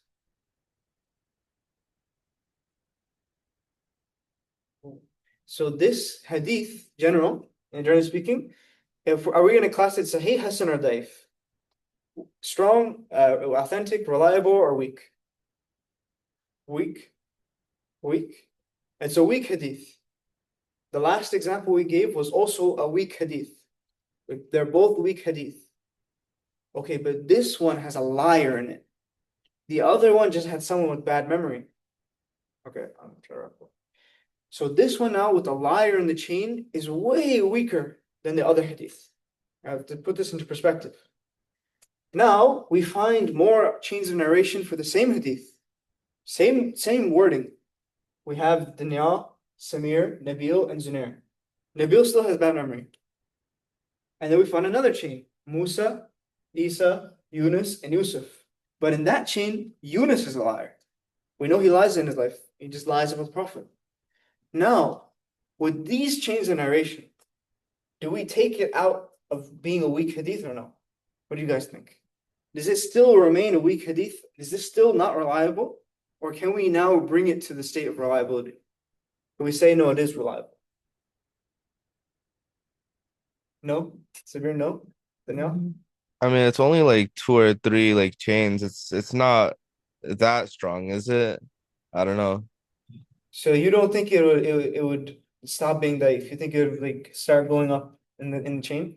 Maybe if there were more supporting chains, we'd be able to push it up to Hassan or say I don't know. Maybe there's like a substantial there's a certain number of chains that need to support it. That's a good thought. I think that's how you should be thinking. Hey, this one is like super weak. There's a liar in it. We can't trust a liar. You know, you have someone in your friend group who lies about everything, and he might be pranking you, and he tells you something. You're not just gonna trust him. So this is an example. It's a weak hadith. Remember, we talked about all weak hadith used are raised, and we found different chains for the same hadith, but those were also weak hadith. This is weak because Nabil has bad memory, and that one is weak because Yunus is a liar. Now, this level of it's weak hadith, we cannot trust it because now we have liars in the equation. It's no longer a matter of he messes up sometimes, he gets it right sometimes. Now it's a matter of is he telling the truth or is he lying? He lies, so we cannot trust him. This is what we would call a mawdu' hadith, a fabricated narration. So a fabricated narration, and we'll get into this in depth. I'm just giving you a light foreshadowing. A fabricated narration is some narration which has a liar in the midst of it. So that is something just to understand this. And the last example we'll do, inshallah, we'll end off with this last example. And then, we'll end off with this last example. So we're going to take one chain narration. So before I even move on, did everyone understand the point of that? How if there's a liar in the chain, it's no longer even possible to be strengthened, how it's fabricated. I have a question. So if people knew that, like, let's say a narrator was a liar, why would they still have him like narrate the chain? Or like shouldn't they like tell the next person or something, like warn him? That is a good question. So there's some reasons why. So the question really, as a general picture, Samir is asking, why would Muhammad narrate the hadith if he knows that a Muslim is a liar? So there are different reasons for this. One reason could be that the scholars would say, we memorize weak hadith so we know the difference between weak and authentic. So it's to preserve it so no one else makes the mistake. So there's a book, for example, Ibn al-Jawzi, he's a famous hadith scholar, don't know when he died, but he has a book called Al-Mawdu'at, the fabricated hadith, not the topics, the fabricated hadith. So he has a book where he compiled all of these different fabricated hadith with liars in their chains. Not so that you can use the book and use it as an evidence, but so that you know that these hadith are not reliable. If you ever hear this, there's a problem with it. There's someone who's a liar in the chain, I know right away. So that's one of the reasons why they narrate stuff like this. Another possibility is Muhammad, remember when you're traveling and learning about hadith, you don't always, you're going into a new city. Let's say right now I'm in New York, and I know there's a scholar going to Texas, and there actually is in a couple of days. So Dr. Salah Hajj, I'm sure you'll go in Texas. So I go to Texas, and I don't know the people in Texas. I don't know their culture. I don't know everyone. But I find someone who's narrating hadith, and out of my ignorance, I take hadith from him, and I don't know that he's a liar. But us now, like when we're looking at the chain, we have his biography compiled. So we can say, no, no, he's a liar. Muhammad didn't know he was a liar, but he is a liar, so we can't trust his narration. Hopefully that answers the question. Any other questions? Please, I just want things to be clear and understood. Don't feel shy. Can I Yes. ask a question that's like I'm just wondering how all of this was preserved. Like first of all, are there detailed biographies of all these people's like names and lineage and their personality and how they were? And then also, like, how did it work? So we said in the beginning they were memorizing. Once the Quran was compiled, then they were able to start writing down the ahadith that were memorized. So was it like Uthman wrote it down, then he told it to Muslim and passed over like a physical book, or was there like a central hadith recorder that everybody like reported back to? Like, how was it like literally preserved? That is a great question. And I'm not going to answer it today. That we're going to go Okay. into all of that tomorrow, inshallah. So this Okay, is khair. a very important thing to understand. How is hadith preserved, hadith transmission, all of that. And inshallah, we'll go into depth, and I want you to ask all of your questions, inshallah, tomorrow. But it's a great question. This is exactly what you want to know now. Like, how do we even know Uthman is reliable? And there are books, like there are books compiling their biographies. How did they narrate hadith? The culture of hadith. All of this will come, inshallah. This is a great question. I'm glad you think about it. Jazakallah. Any other questions before we move on to the final example? Okay. طيب, inshallah. Final example we're going to give is, I think Sister Sadia mentioned it. So we're going to look at one chain only now, just to make the example clear.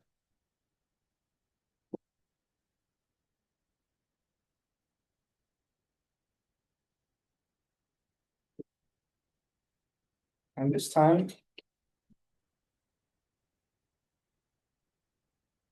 don't have Muhammad. So without me explaining this and telling you, what is the problem with this hadith? Muslim and Musa could not have met because they didn't live like in overlapping time frames. Exactly. This is what's known as a cut in the chain narration, a missing link in the chain. So we have like a chain and there's someone missing. There's no way Muslim met Musa. How is he narrating this hadith? Muslim died in 120 Hijri. Musa was born in 140. There's a 20-year gap between his death and his birth. There's no possibility of them meeting. So we know there's something missing. And as a hadith, and now a scholar, let's say you're trying to figure this out. What do you think you'd do? Like, I want to see what you guys would, like, you're in this situation, you find there's someone missing, and ignore that he's alive. He's not a liar anymore. What would you do? Listen from his teacher. From Musa's teacher? Okay, that's good. You try to find out, okay, who are Musa's teachers? Were any of them students of Muslim? Okay, then maybe there's that. Okay, what else would you do? It's a very good answer.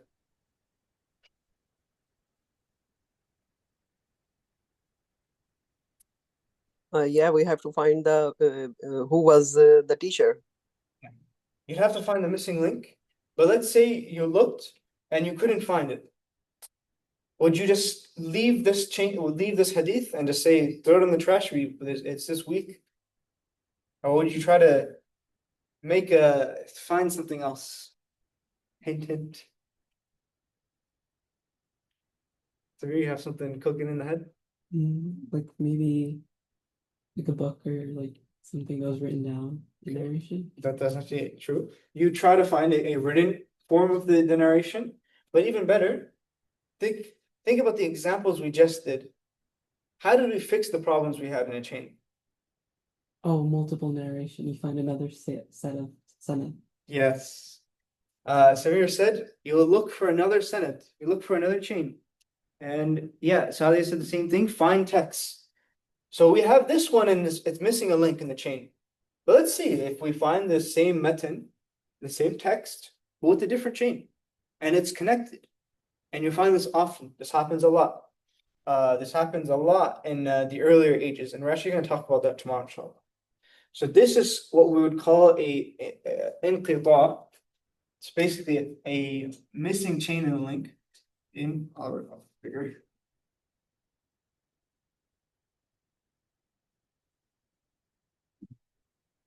Inqita, missing chain. That's our missing narrator.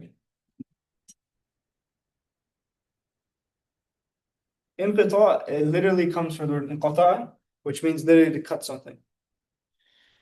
That's something important to understand. So this now we took a couple examples. We took a chain and we first of all, we understood there's two parts of hadith. There's the text of the hadith, and then there's the narrators that narrated the hadith. Second of all, now that we have a chain of narration, we look, okay, who are these people? Are they truthful people? Are they reliable people? We look at two things. Are they reliable in their memory? And are they reliable in their character? So if they're all reliable in their character, they all have good memory, then we would say, okay, it's a reliable hadith. Now let's say there's one person in the chain, he's not reliable. Okay, then we have to put a question mark on this hadith. But if we find supporting evidence, other chains of narration that help you and help, they all say the same thing. Okay, then we have to look at it more with a bit more analysis. We also have to look at, did these people actually meet each other? We also have to look at, was there a liar in the chain? Even if they're accused of lying. And we'll take this in a story with Bukhari. If they're accused of lying, if they lied in their regular life and maybe don't lie in hadith, even that, we have to look at it. So character is very important. So these are the different things. And now to finish it off, inshallah, we'll end with this. To put it in a bit more of your own life standards. I want you to think about when you get statistics from online. Let's say I say that, and I'll give you a real example. It's not that the numbers are not real, but the idea is real.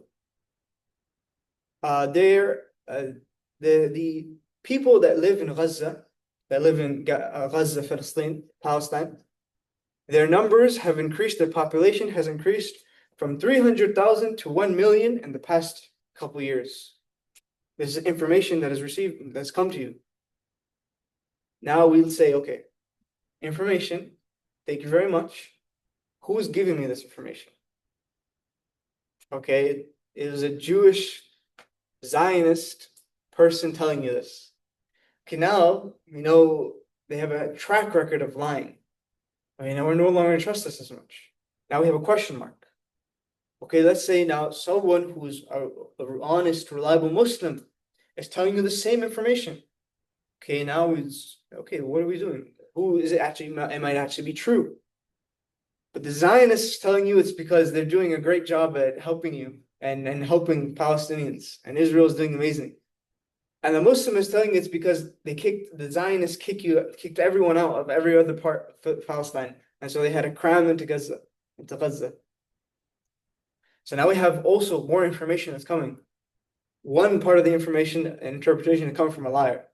The other one is coming from a person who's reliable, trustable. Now, this is how you, in your own daily lives, would process information. And then you say, okay, is there other people that are saying this? Are they reliable? And this is how the science of hadith and hadith analysis is actually used in our own lives, but we don't even realize it and we don't see it.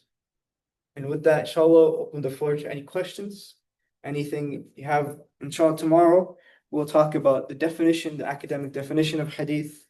We'll go into the actual preservation of hadith, how it was passed down, culture of hadith, and I'll give the homework assignment for tomorrow, inshallah.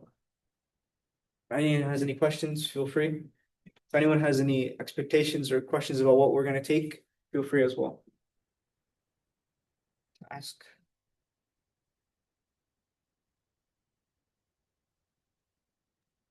Jazakallah khair. Will we be in person tomorrow as well? Because I know there's the other class going on. Yeah, inshallah. The class is still scheduled in person online 11 to 1. Okay, sounds good, inshallah.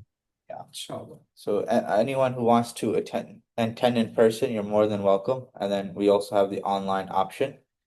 Inshallah, I request everyone to please register. I know some of you are already registered online. I'm gonna make the WhatsApp group today, and we'll be sharing information. What was shared, whiteboard, any Arabic text, any questions you have, you can use the WhatsApp form for that. So please register if you haven't. And then we were we had an oversight, and we were going to stream on YouTube, but the issue is that it would be less interactive. So if you had a question and you wanted to unmute yourself, that would not be possible with YouTube Live. We kind of just realized that. So inshallah, if everyone's okay with it, we'll continue with Zoom. That way, you're able to interact, unmute yourself and ask a question as needed. So we're gonna continue with Zoom, inshallah. And I know there were a few issues today with the internet and the sharing of the screens. We'll try to have it resolved by tomorrow. But inshallah, if there's any other concerns in regards to the class itself, please let us know at any time, any accommodations we can make. And then the recording will also be shared. We'll post that on YouTube, inshallah. Yeah, Sister Farha, sisters can attend in person, so we'll have a seating arrangement made. Me personally, guys, if you can't make it in person, that's understandable. I enjoy in-person classes. As you saw, like I like to be a bit more interactive. I don't like to just lecture for like 2 hours. It gets boring for me, it gets boring for you guys. And the open interaction makes things easier for me to teach. That way I can actually accommodate to what's going on in your mind, the questions you have, the problems you have. It helps me a lot. So if you can make it in person, I strongly recommend that. Inshallah ta'ala. If anyone has any more questions about the coursework, about what we're going to take, about anything they didn't understand today, you feel free to ask it now. And if anything comes up, feel free to ask it in the group chat, inshallah. I would say the classical style is always has more opportunity to interact with teacher and student, and that was the style of Prophet Sallallahu Alaihi Wasallam when he has this. So I think more learning happening when it's in person, but mashallah, it was very nice to learn online too. Jazakumullah khair. And we are, inshallah. With that, if nobody has any questions, inshallah, we'll end off for today. سبحانك وبحمدك أشهد أن لا إله إلا أنت أستغفرك وأتوب إليك. Inshallah, we'll meet again tomorrow at 11 a.m. and the class presentations will be sent tomorrow, inshallah. Jazakumullahu khairan. You guys Is the homework you said there'd be homework? Is that gonna be sent in the group? Yes, inshallah. Tomorrow I'll announce it in the class. Oh, okay. Just like No homework due tomorrow. No, there's no homework due tomorrow. Oh, Inshallah ta'ala. okay, inshallah. Jazakallah khair, everyone. Assalamu alaikum wa rahmatullahi wa barakatuh. Wa alaikum salam.